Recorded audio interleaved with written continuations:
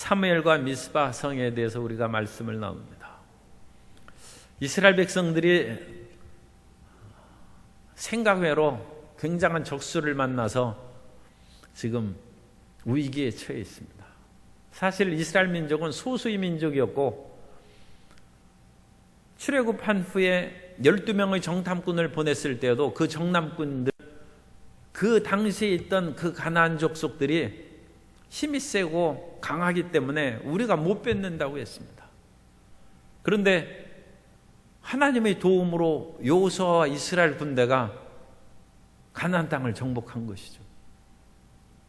하나님께서 돕지 않으셨으면 어찌 견고한 성읍 여리고가 무너졌겠습니까?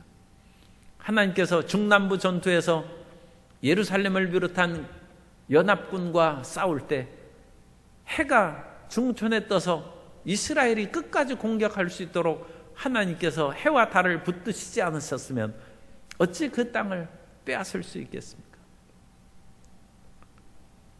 그러므로 원래 시작이 하나님께로부터 시작했은즉 끝까지 하나님을 믿고 살아야 됩니다.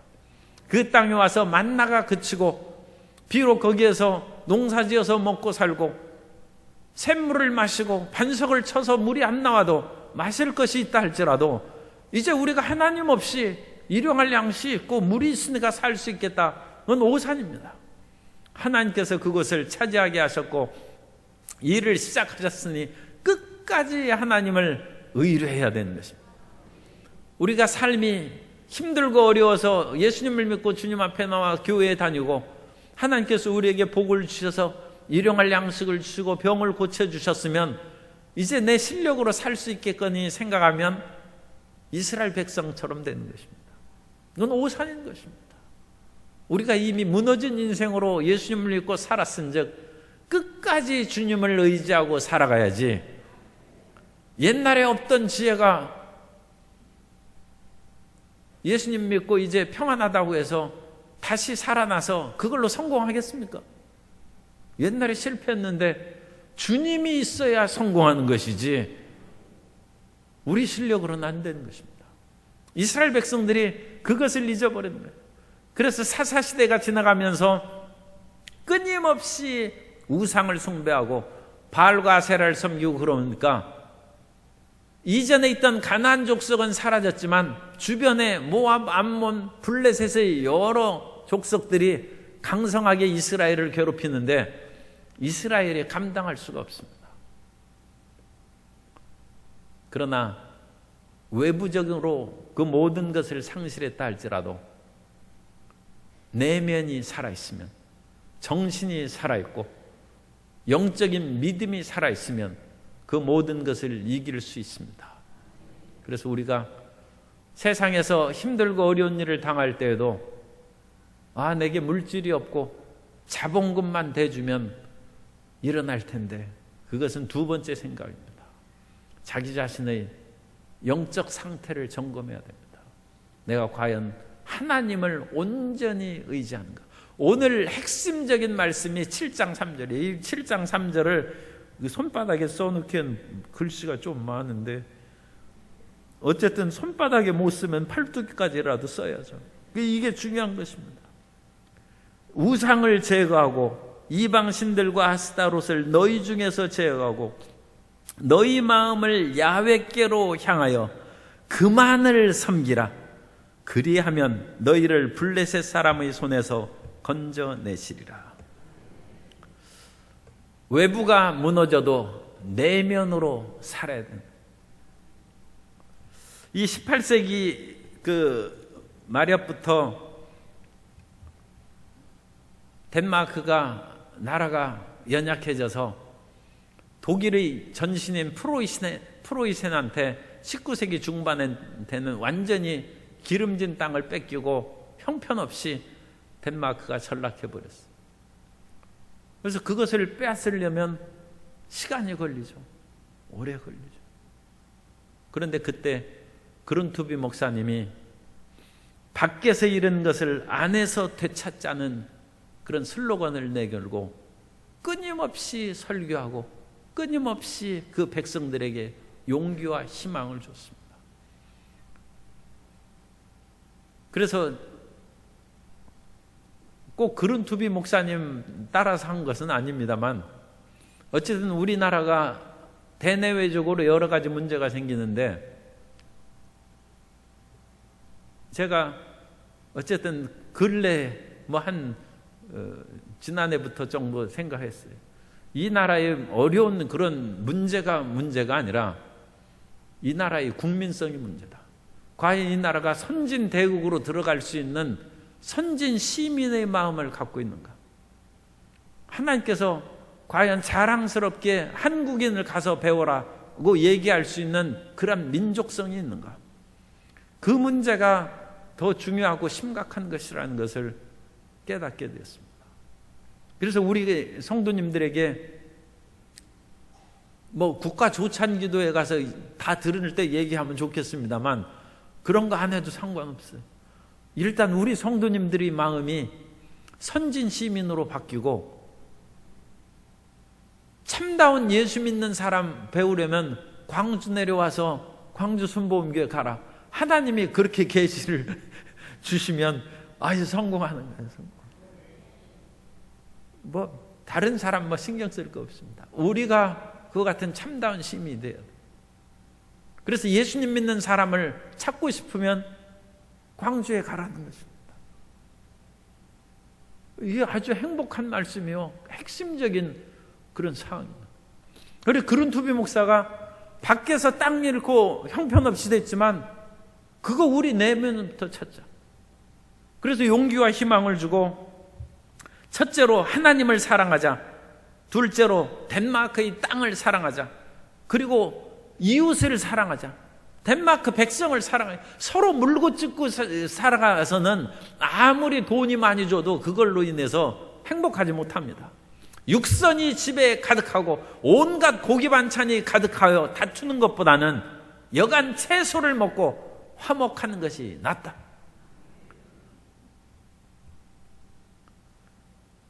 그야말로 호화 고대광실 같은 집에서 싸우는 여인과 같이 사느니 차라리 초막 짓고 혼자 사는 것이 낫다고 그랬어요. 사람이 평화로워요.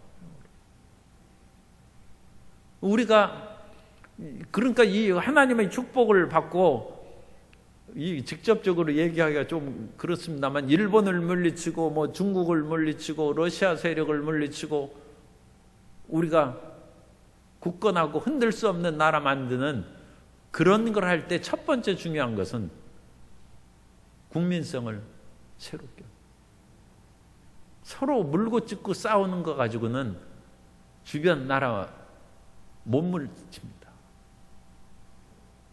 이간질시키고 그러면 풍비박산 나는데 그렇게 주변 강대국들을 물리칠 수 있겠습니까?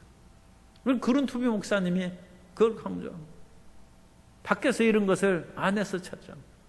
우리도 밖에서 잃은 것이 있으면 밖에 힘센 사람이 빼앗아 갔는데 그 사람을 어찌 찾겠습니까? 그리고 억울한 일을 당해서 그걸로 재판을 5년 정도 했어요. 그분 5년 정도 재판한 후에 승소했습니다. 그리고 병원에 입원했어요. 암이 걸렸어요. 그 스트레스로. 이기나 마나요? 물론 마음에는 이겼기 때문에 됐지만 그 스트레스를 못 이겨서 결국 암 걸렸습니다. 밖에서 잃은 것을 내면으로부터 찾는 것이 진정한 성공과 승리의 길로 우리를 이끌어갈 줄로 믿습니다. 그 마음을 우리가 가지면 우리 마음이 정말로 하나님을 사랑하는 것, 그것부터 점검하는 것이고 정말 하나님의 뜻대로 우리가 살아가고 있는가, 내가 이웃을 과연 사랑해서 서로 손에 손을 잡고 동서의 갈등이 사라지고 남북의 갈등이 사라지는 그러한 온전한 대한민국, 온전한 한민족의 국가를 우리가 만들 수 있는가? 그거에 대해서 이 나라 백성들이 정말로 아멘을 하면 이 나라는 선진대국이 될 것이고, 그렇게 되면 주변의 나라는 안개 사라지듯이 그 모든 힘이 사라지게 될 줄로 믿습니다. 그래서 먼저 우리 자신부터 그것을 이제 점검해서 시험하는 거예요. 우리에게는 끊임없이 어려운 문제가 다가오는데 그때 우리 자신을 먼저 살피는, 저 원수를 어찌 없앨꼬, 그렇게 생각하면 안 돼. 원수는 하나 원수가 없어지면 또 다른 원수가 생기기 마련입니다. 그런데 자기 마음이 새롭게 되면 모든 원수를 이기는 능력으로 무장하게 될 줄로 믿습니다. 그래서 이 지역이 블레셋의 침략으로 말미암아 완전히 폐허가 됐어요. 그 폐허가 돼서 실로가 무너진 것이 예레미야서에 나오는데, 이 예레미야의 그런 시대가 되면 거의 이 400년이 되도록 실로가 재건되지 못했어요.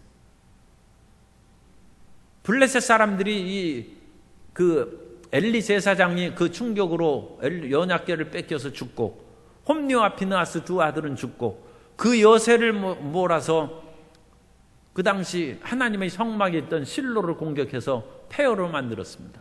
그런데 그 폐허가 된 그 사실이 너희 불순종이고 죄악 때문이라고 거의 400년 후에 예레미야 7장 12절 이하에 보면, 그 당시 유다 백성들이 죄악을 비유해서 이제 훈계하는 것입니다. 너희는 내가 처음으로 내 이름을 둔 처소 실로에 가서, 그는 실로에 처음 하나님의 장막이 세워진 것이죠. 내 백성 이스라엘의 악에 대하여 내가 어떻게 행하였는지를 보라. 야훼의 말씀이니라. 이제 너희가 그 모든 일을 행하였으며 내가 너희에게 말하되 새벽부터 부지런히 말하여도 듣지 아니하였고 너희를 불러도 대답하지 아니하였느니라. 그러므로 내가 실로의 행함같이 너희가 신뢰하는 바 내 이름으로 일컬음을 받는 이 집 곧 너희와 너희 조상들에게 준 이곳에 행하겠고, 내가 너희 모든 형제 곧 에브라임 온 자손을 쫓아낸 것 같이 내 앞에서 너희를 쫓아내리라 하셨다 할지니라. 그래서 이 예레미야가 실로가 멸망한 것처럼, 그리고 이미 북이스라엘은 멸망했습니다.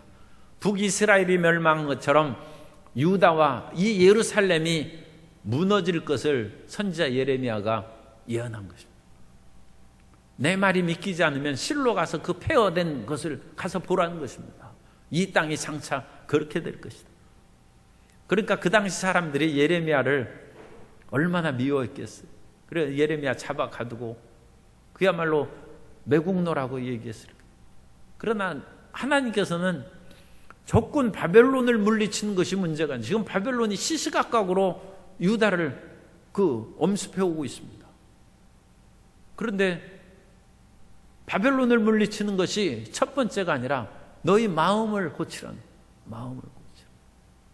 하나님께서는 바벨론을 몽둥이로 사용하는데 그 몽둥이를 통해서 땅과 그 모든 것을 초토화시켜서 그 무슨 유익이겠어요? 사람 마음이 변해야죠. 사람이 병들고 사업이고 온갖 것이 헝클어졌는데도 자기 고집을 끝까지 안 바꾸는 사람이 있어요. 그건 불행한 것입니다. 하나님께 순수히 매를 맞고 마음을 변화시키면 천국이 그 속에 들어오는 것이고, 하나님의 온갖 온유함과 사랑, 소망의 은혜가 그 사람을 채워주게 되는 것입니다. 그러니까 그 근본적인 거예요. 지금 블레셋 앞에 놓고서도 사무엘이 메시지를 증거하는 것은 우상 섬기지 말고 온 마음으로 하나님께 돌아오라는 것입니다. 그럼 하나님께서 블레셋을 무찔러 주신다. 아니 블레셋이 철기를 가지고 온갖 그런 신무기를 가지고 우리를 공격하는데 우리 마음 돌린다고 그 일이 바뀌겠습니까? 그렇게 혹시 의문을 갖는 사람은 야곱이 야복강 나루터에서 하나님 앞에 부르짖어 씨름하고 기도한 후에 야곱이 이스라엘이 되고 변화됐어요. 그랬더니 그 형 에서가 400명의 군대를 이끌고 야곱을 치러 나왔는데 다리는 절뚝거리지, 거기에다가 야곱은 제 생각으로는 에서보다 훨씬 늙어 보였을 거예요. 인생이 부인 4명 얻으면 바싹 늙습니다. 사람이 한 아내 얻고 살기도 힘든데, 그래가지고 야곱이 지금 온전히 제명대로 살겠어요. 그러니까 야곱이 나중에 130세 되어서 가보는데 애굽 왕 바로가 보니까 이게 굉장히 늙어 보이거든. 그래서 당신 연세가 얼마 되냐? 내 나이가 험악 130세밖에 안 되는데 조상들에 비하면 작은 연수라는 거야. 그러나 내가 험악한 세월을 보냈다. 야곱의 마음이 변하니까 에서가 보니까 자기보다 10년 한 30년은 늙어 보이지. 이 쌍둥이 아닙니까, 둘이. 그런데 30년은 늙어 보이지. 거기에다가 다리는 절뚝거리지. 이거 야곱 쳐서 내가 뭐 하겠나? 비록 내가 지금까지 20년 동안 나를 속인 이 야곱 만나면 내가 가만두지 않겠다고 이를 갈고 있었지만 더 이상 건드릴 것이 없어. 그래서 에서가 떠나간 것입니다. 마음이 변하면 400명의 군대가 물러가는 것입니다. 우리에게 어떤 어려움이 다가와도 우리 마음이 돌아서면 세계가 돌아섭니다. 그걸 알아야죠. 내 마음이 안 돌아서면 세계가 나를 대적하는 것입니다. 이스라엘은 이런 여러 가지 신앙적인 공백도 많이 생겼어요. 그 당시 수도가 특별하게 없습니다. 그러나 실로가 수도입니다. 왜냐하면 실로에 하나님의 성막이 있고 거기 언약궤를 모셨고 사사겸 제사장인 엘리가 거기에서 40년을 사사직을 하고 있었어요. 그리고 이 엘리 제사장이 돌아가신 후에 10몇 년 후에 삼손이 블레셋한테 죽습니다. 그 엘리가 먼저라고 그랬죠. 그러니까 사무엘이 등장했을 때 삼손이 한쪽 편에서 사사를 하고 있는 거예요. 그러니까 삼손과 사사는 거의 동시대 활동을 했습니다. 그러니까 그 당시에 이제 이스라엘의 그런 상황은 실로가 도읍지. 그런데 그 실로가 완전히 무너졌어요. 블레셋 공격에 의해서. 그러니까 백성들이 구심점이 사라졌어요. 더군다나 제사장 엘리가 돌아가시고 그 밑에 홈리와 비느하스가 그 자리를 승계했기 때문에 언약궤를 들고 간 거 아닙니까? 그런데 그 두 제사장도 죽었어요. 물론 또 다른 자식이 이가봇도 태어나고 그런 다른 가문의 자손들이 있습니다. 그 자손들이 제사장직을 이어받았겠죠. 그리고 이어받은 그 가문의 제사장 중에 나중에 다윗 때 제사장을 한 것이 아비아달입니다. 그래서 아비아달과 사독 그 두 사람이 이제 제사를 하는데 아비아달은 이 엘리 계통입니다. 그러니까 그 사람들이 이어받긴 했어요. 이어받긴 했지만 이미 그같이 재앙 가운데 제사장이 넘어져서 죽고 두 아들은 제일 장자에 해당하는 아들과 차자에 해당하는 아들은 전쟁터에서 죽고 그 제사장이 망한 것이죠. 가문이. 도읍지가 망하고 또 군사가 블레셋 사람에게 보병 3만 명이 죽었어요. 그러니까 이 수많은 사람이 다 자식을 잃어버리고 형제를 잃어버렸어요. 말할 수 없는 공백 상태가 초토화된 것이죠. 그럼 사람이 그런 공백 상태가 되었을 때 무엇을 갖고 용기와 힘을 갖습니까? 우리가 마음이 공허하고 사람이 그러니까 돌아가시고 물질도 없어지고 모든 것이 헝클어졌을 때 무엇을 의지합니까? 말씀을 의지해야 되는데 사무엘이 어렸을 때는 말씀이 귀했다고 했어요. 그러니까 이스라엘 백성들에게 말씀도 없어요. 우리가 이 당시도 이 엘리 제사장과 사무엘이 살던 시대는 지금 사무엘상으로 기록되어 있습니다만 시대적으로는 사사시대에 속하는 거예요. 그 시대. 그러니까 그 당시에는 하나님의 그런 진정한 말씀도 없어요. 말씀도 없고. 영적인 공백 상태.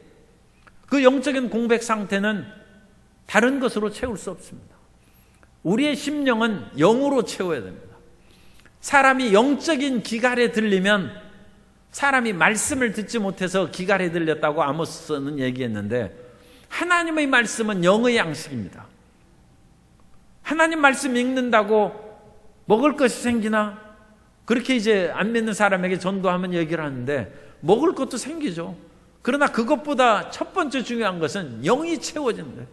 영의 기갈이 해소되면, 영혼이 잘 되면 범사도 잘 돼서 쌀도 생길 줄 믿습니다. 그건 하나님의 순서죠. 그러니까 이스라엘 백성들이 이런 영적인 공백 상태에 시달리면서 더욱 말씀도 없고 하나님에 대한 신앙도 없으니까 우상에 더 많이 빠져들어갔어요. 그래서 이 공백 시기에 바알과 아세라의 우상 숭배를 더 많이 한 것으로 그와 같이 생각이 됩니다. 나라에 큰 재앙이 다가오고 어려움이 생기면 원래 이단 사설이 우후죽순처럼 일어나고 많은 그런 거짓된 그런 종교자들이 일어나서 소위 말해서 혹세무민한다고 그러죠. 백성들의 마음을 미혹시키는. 성경에 보면 개인적으로 어떤 사람에게 귀신이 들어왔었는데 이 귀신이 어떻게다가 나갔어요. 그 사람이 뭐 건전한 생활을 했는지 어쨌든 그래가지고 그냥 나갔어.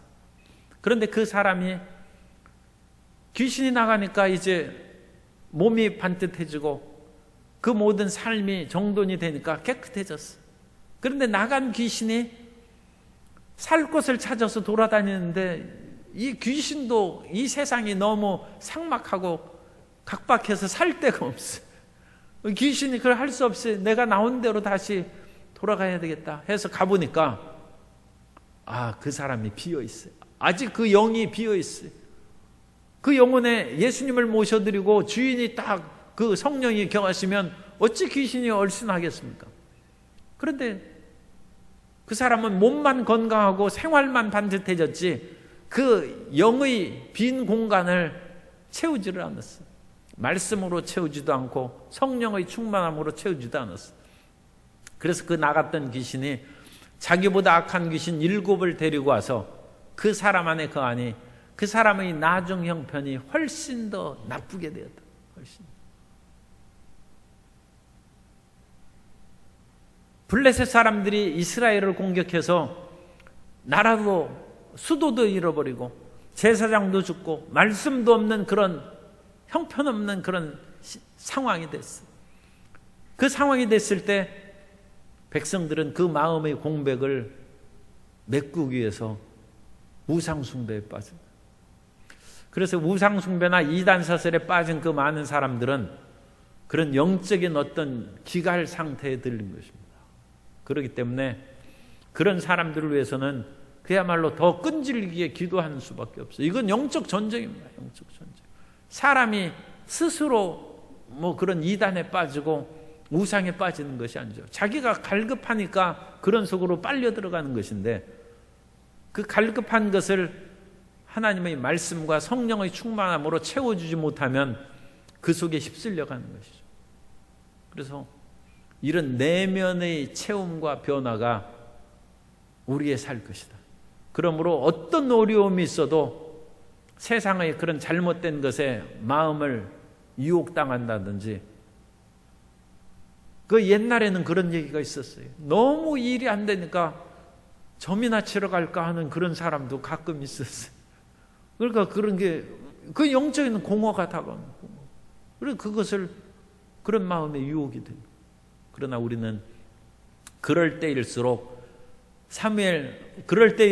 오늘 그 핵심적인 말씀은 사무엘상 7장 3절입니다. 그럴수록 우상의 그런 유혹을 던져버리고 온 마음을 다하여 하나님을 의지하라는 것입니다. 그래서 패전한 백성들을 수습하는 것은 먼저 백성들을 성결하게 하는 것입니다. 우상 숭배에서 벗어나서 그 백성들을 성결하게 하는 것이고, 먼저 우리가 의식주의 문제가 지금 중요하죠. 발등에 불이 떨어졌으니까 그러나 하나님이 차마 죽이게 하시겠습니까? 하나님이 우리를 안 죽이신다는 그 보장을 우리가 이 나라 법 제도에서 볼 수 있어요. 그것은 나쁜 아주 극악무도한 그런 죄인들에게도 교도소에서 밥을 준다는 사실입니다. 그런 사람은 밥 먹을 자격이 없다고도 할 수 있죠. 온갖 죄를 짓고 부도덕하고 저런 끔찍한 죄를 짓나, 그래도 어김없이 교도소에서는 밥을 줍니다. 그러므로 우리가 죄로 말미암아 고통을 당할 때도 의식주를 먼저 따질 필요 없어요. 하나님은 우리 얘기는 아니에요. 여기 계신 분 얘기는 아니지만 어쨌든 죄인들도 하나님이 밥을 주셔요. 그러니까 걱정하지 말고 먼저 그 나라와 의를 구하면 됩니다. 하나님께서 죄인들도 극악무도한 사형수에도, 요즘도 콩밥 주는지 그건 잘 모르겠어요. 옛날에는 콩밥 준다고 그랬어요. 죄인에게도 콩밥을 주어서 단백질 부족에 걸리지 않도록 그렇게 배려를 하는 것이죠. 그러나 하나님께서 왜 우리에게 밥을 안 주시겠어요? 세상 정부는 부족함이 많은 정부라도 할지라도 그 죄인에게 밥을 주는데 하나님께서는 죄인에게도 밥을 주십니다. 그러므로 그런 어려움 속에서도 마태복음 6장 31절 이하에 있는 말씀을 기억하시기 바랍니다. 그러므로 염려하여 이르기를 무엇을 먹을까 무엇을 마실까 무엇을 입을까 하지 말라. 이는 다 이방인들이 구하는 것이라. 너희 하늘 아버지께서 이 모든 것이 너희에게 있어야 할 줄을 아시느니라. 그런즉 너희는 먼저 그의 나라와 그의 의를 구하라. 그리하면 이 모든 것을 너희에게 더하시리라. 그래서 하나님 앞에 먼저 그 나라와 의를 구하라. 그래서 블레셋이 시시각각으로 위협하는데도 불구하고 사무엘이 이스라엘 백성들에게 요구한 것은 지금 젊은 장정들, 힘께 나쓴 사람을 불러 모아서 군인을 만들어야 됩니다. 그리고 우리의 병기를 빨리 제조해야 됩니다. 그리고 방어 진지를 구축해야 됩니다 하는 그런 일을 한 것이 아니라, 먼저 8절에 그 7장 5절에 보면 사무엘이 이르되 온 이스라엘은 미스바로 모이라. 내가 너희를 위하여 야훼께 기도하리라 하매 그들이 미스바에 모여 물을 기어 야훼 앞에 붓고, 물을 기어서 이렇게 부으면 어떻게 물이 쏟아져서 그냥 흩어져 버리지 않습니까? 그런 것처럼 물을 붓는 것은 기도를 가르치는 거예요. 하나님 앞에 우리 마음을 그렇게 쏟아 부으라는 것은, 예수님께서 겟세마네 동산에서 기도를, 그 마음을 쏟아서 기도하시죠.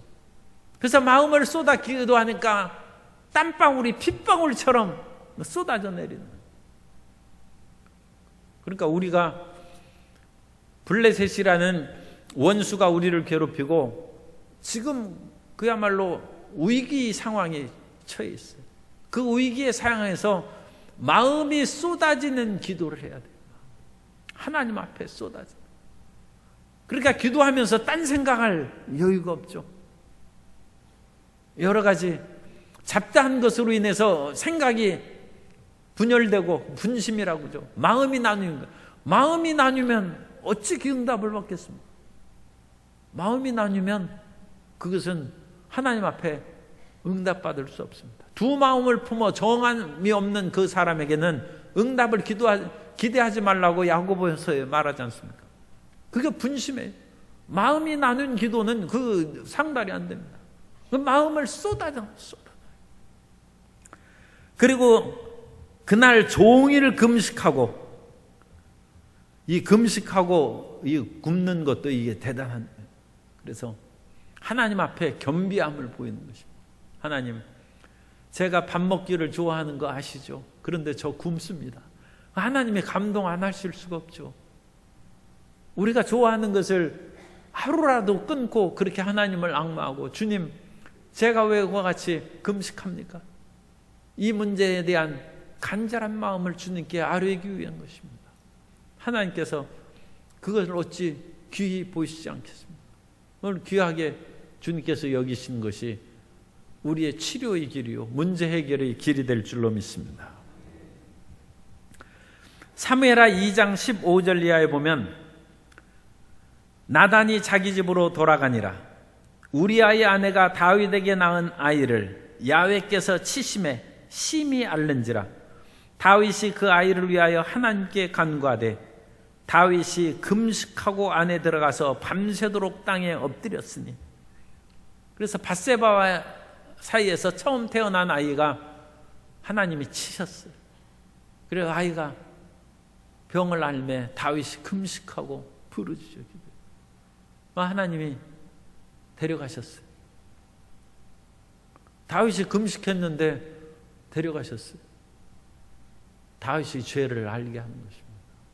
그러나 다윗이 금식하고 부르짖어 기도하는 것을 하나님의 불쌍히 여기사 다음에 솔로몬을 주셨어요. 밧세바와 다윗 사이에 솔로몬이 태어났습니다. 첫 번째 아이도 잘 성장했으면 훌륭한 제목이 됐겠죠.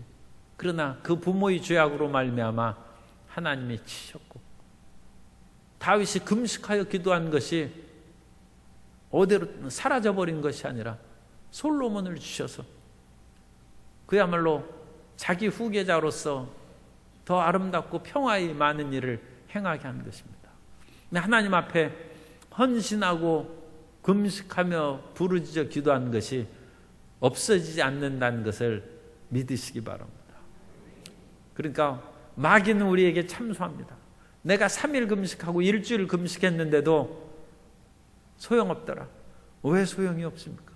그 소용없더라는 마음만 버리면 하나님께서 갚아주십니다.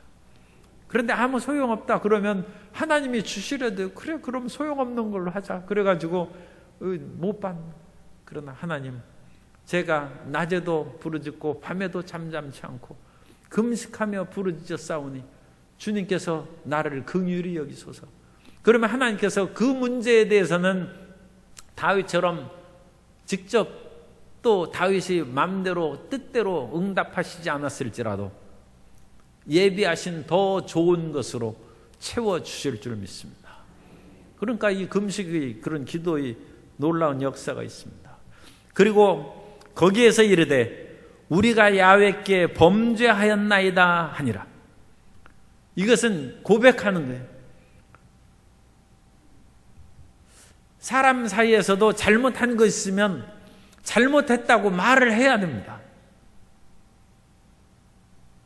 잘못했지 해가지고 자꾸 다그치면 알고 있어 그렇게 하는 것으로 인해 가지고는 충분히 회개가 안 됩니다. 내가 범죄하였다 고백하고 시인하는. 그리고 우리 마음 가운데 하나님 앞에 죄를 자백하는 것은 놀라운 효과가 있어요. 그 죄를 다시 잘 안 짓습니다. 그런데 그 죄를 우리가 마음 생각으로는 내가 잘못했지 하면서도 입으로 고백하지 않은 죄는 또 짓습니다. 그것을 실제 사례에서 알 수 있는 것이, 집에서 이제 가끔 이제 연세가 들고 그러면 나이도 그 날씨도 이제 선선하니까 그 소뼈 사가지고 이렇게 구우면 불을 껐는지 안 껐는지를 모르는 거예요. 그래가지고 그것이 새카맣게 타도록까지 그렇게 켜놓을 수 있어요. 어떤 사람은 여름에 덥다고 해가지고 그 시원한 바닷가로 놀러 가는데 에어컨을 안 끄고 갔어요. 그래가지고 집에 오니까 집이 시베리아 그런처럼 며칠 동안 에어컨이 계속 켜져 있어요. 차라리 집에서 있지 그죠? 그 더운데 뭐하러 해수욕 가가지고 땀 흘리면서 다녔겠어요. 그래야 전기세가 엄청나게 나왔다.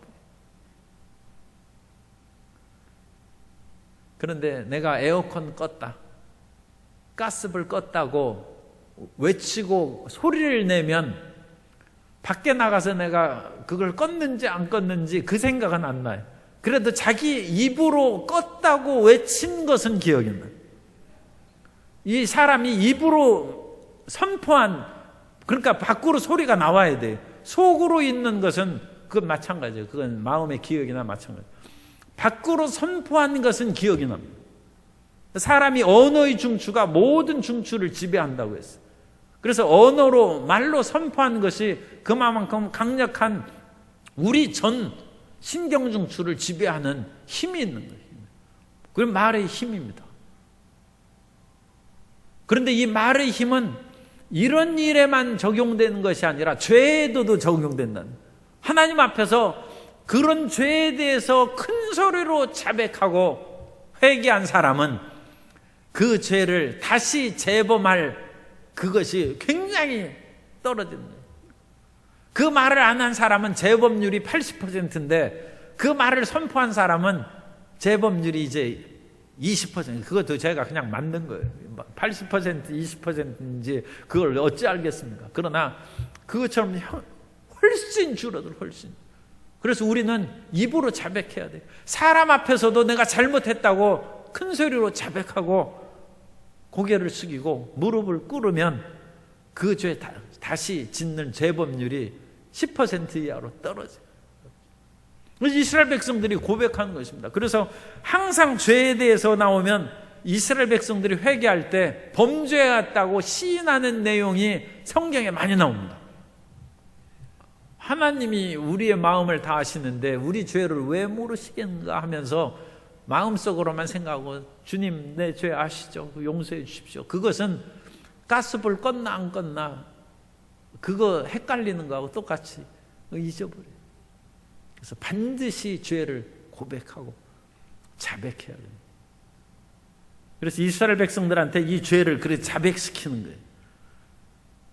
그러면서 사무엘이 미스바에서 이스라엘 자손을 다스립니다.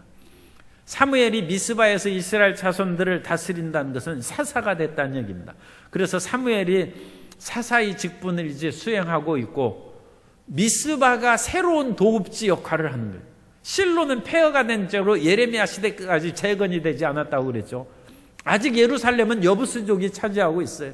이스라엘의 구심점인 도시가 없어요. 그런데 사무엘이 미스바에서 다스리니까 사사 역할을 하는 건 사사는 재판관입니다.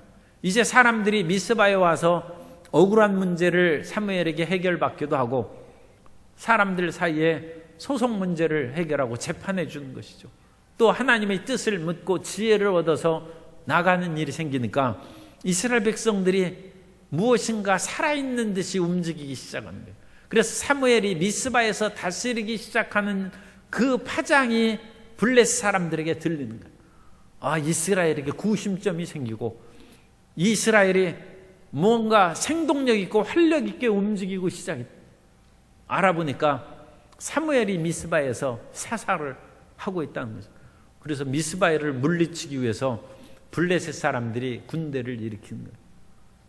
아예 애초부터 싹을 잘라버려야지 이 구심점이 형성되고 세력이 강화되면 블레셋 사람들은 이제 동쪽 이스라엘 쪽으로 영토를 확장하는 것이죠. 우리의 동진 정책이 실패를 가져올 수 있다 해서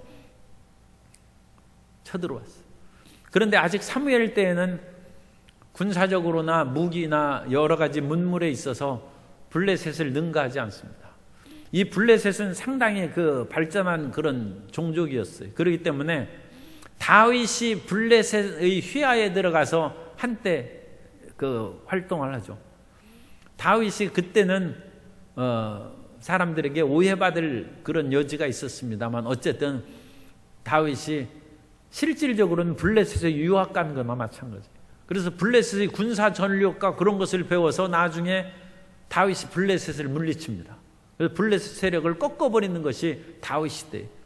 그런데 다윗이 블레셋을 자기가 그 안에서 배운 것이 있어 실력이 있기 때문에 물리치긴 했지만 블레셋을 멸망은 못 시켰어요.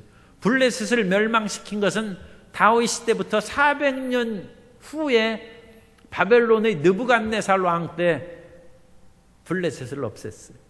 그러니까 느부갓네살 왕은 유다도 멸망시키고 블레셋도 멸망시키고 그 주변 국가들을 다 멸망시킨 거예요. 그때 유다나 블레셋이 같이 멸망했지 이스라엘이 유다가 있을 때 여전히 그 서쪽 해안에서는 블레셋이 남아 있었어요. 거기에서. 그러니까 더 이상 이스라엘 쪽으로 확대해서 팽창을 못했다는 것뿐입니다. 그러니까 이 사무엘 시대에 블레셋을 못 며칠이죠. 아직 다윗 오지도 않았고 500년 사무엘 때부터 거의 500년을 계속 블레셋이 존속하는데 어찌 물리치겠어요? 우리가 그 주변 국가들 그런 나라들을 속히 물리쳐 주옵소서 기도하는데 뭐 100년 걸릴 수도 있고 500년 걸릴 수도 있어요. 그러므로 우리는 그런 시간은 하나님께 맡기고, 그러면 이 블레셋이 쳐들어오고 군사적으로도 우월한데 무엇을 해야 되냐? 사무엘이 백성들을 모아놓고 기도하고 번제를 드립니다. 그래서 블레셋이 쳐들어오자 다시 이스라엘 백성들을 불러 모으고 이스라엘 백성들에게 블레셋 사람을 두려워하지 말라는, 하나님을 경외함으로 결코 원수를 두려워하지 말고, 9절에 보면 사무엘이 젖 먹는 어린 양 하나를 가져다가 온전한 번제를 야훼께 드리고 이스라엘을 위하여 야훼께 부르짖음에 야훼께서 응답하셨더라.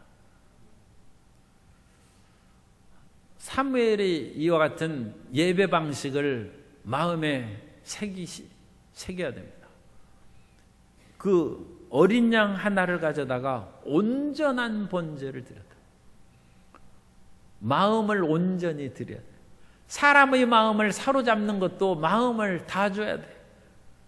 내가 저 사람한테 마음 다 줬다가 배신하면 어떡하냐? 그건 두 번째 문제고, 일단 마음을 온전히 바쳐야 그 사람을 사로잡을 수.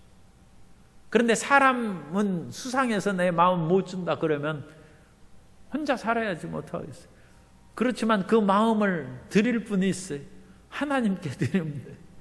그 하나님께 온전히 드린 사람들이 기독교회 2000년 역사에 무수히 많이 있어요. 하나님 바라고 그냥 평생 살고 그렇게 사는 거예요. 그런데 사람이 마음을 온전하게 한 곳에 쏘면 이 세상에서도 아주 놀라운 역사가 나타납니다. 옛말에 정신일도 하사불성이라고 그랬어요. 사람의 정신을 하나로 모으면 못 이룰 일이 없다는 거예요.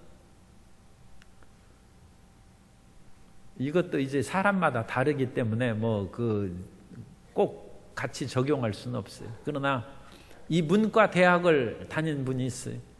그런데 이게 취직이 안 돼. 할 수 없이 전기기사 시험을 공부하기 시작했어요. 전기기사는 이제 공대 계통이죠. 근데 문과 나온 사람이 그걸 어찌 알겠어요? 그런데 먹고 살자니까 그 사람이 낮에도 밤에도 공부하고 학원을, 그야말로 전기학원 다 찾아다니면서 공부했어요.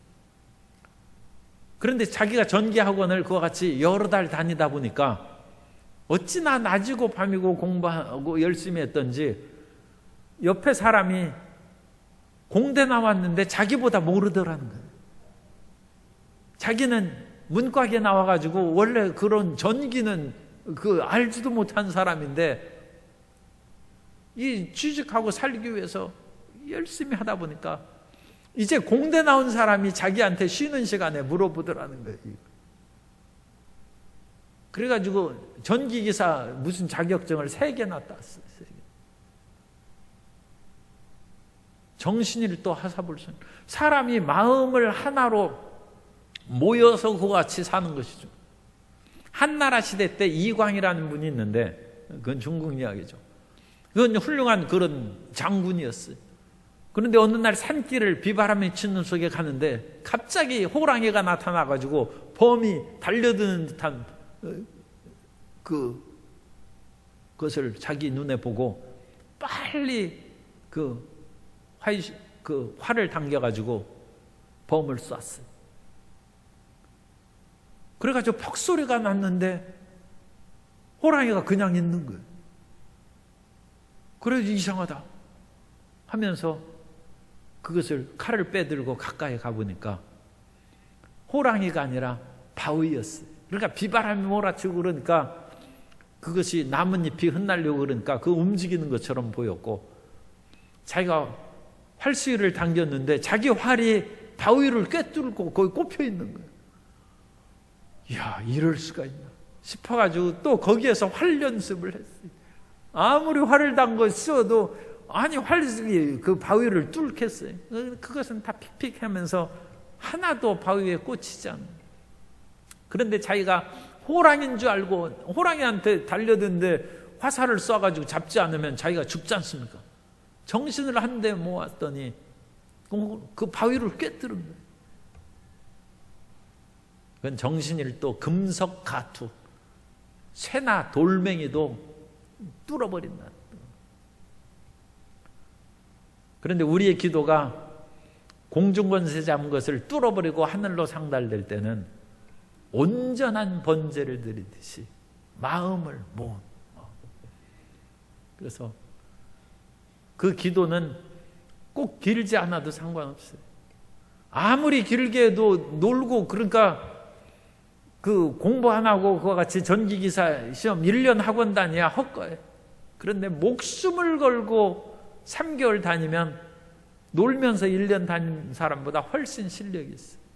놀면서 1년 기도하는 것보다 집중적으로 온 마음을 쏟아놓는 기도라면 주님께서 이 밤에 응답해 주실 줄 믿습니다. 사무엘은 그런 기도를 올리고 그런 예배를 올렸습니다. 그러자 블레셋이 쳐들어올 때 하나님께서 즉각 응답하셔서 하늘에서 우레를 발하여 적군을 흐트러지게 하며 하나님이 도우시는 역사를 보고 이스라엘 백성들이 용기를 얻어서 블레셋을 추격해서 그 사람들을 물리치고 하나님이 여기까지 우리를 도우셨다 해서 에벤에셀이 기념비를 세웠어요. 에벤이라는 것은 돌이고 에셀은 에제르, 돕다는 뜻입니다. 그래서 도움의 돌이라는 뜻이죠. 하나님이 우리를 도우신 것을 표시했다. 우리가 에벤에셀의 하나님을 만나기 위해서는 온전하게 예배를 드리고 온전하게 기도하고 또 마음에 우상과 모든 잡된 생각을 다 던져버리고 우리 죄를 소리내어 자백하고. 그래서 그건 좀 어색하긴 한데 어쨌든 여기에서 소리내어 딴 사람이 다 들을 텐데 그래도 뭐 그렇게 하고 싶으면 하세요. 원래 이 통성기도 할 때는 자기 죄를 소리내서 자백해, 소리내서 하는 것이 중요해요. 그래서 도저히 난 소리를 못 내겠다 그러면 그 집에서 해야죠. 지금 골방 가가지고 골방에서 부르짖어. 그래서 부르짖어 기도하면 이 밤에 주님께서 우리의 삶을 새롭게 해주시고 우리를 위협하는 블레셋의 세력에서 우리를 건져주실 줄 믿습니다.